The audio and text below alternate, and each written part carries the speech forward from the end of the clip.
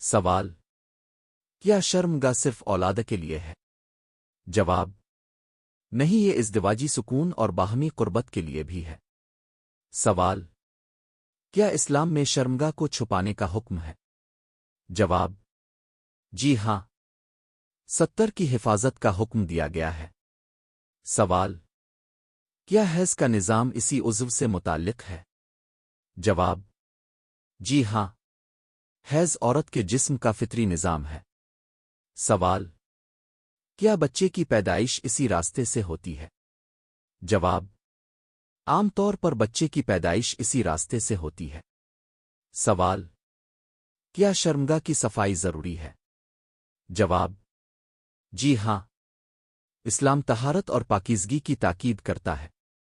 سوال: کیا شرمگاہ کی حفاظت عبادت کا حصہ ہے؟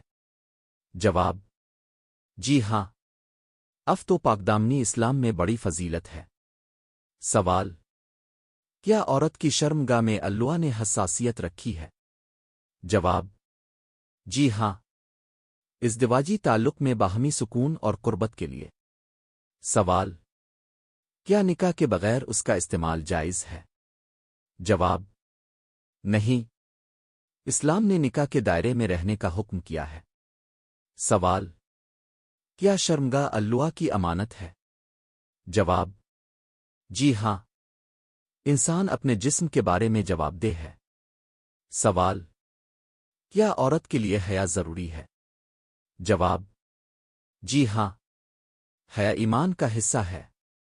سوال: اللہ نے عورت کی شرمگاہ کیوں بنائی؟ جواب: نسل انسانی کی بقا، ازدواجی تعلق اور فطری ضروریات کے لیے۔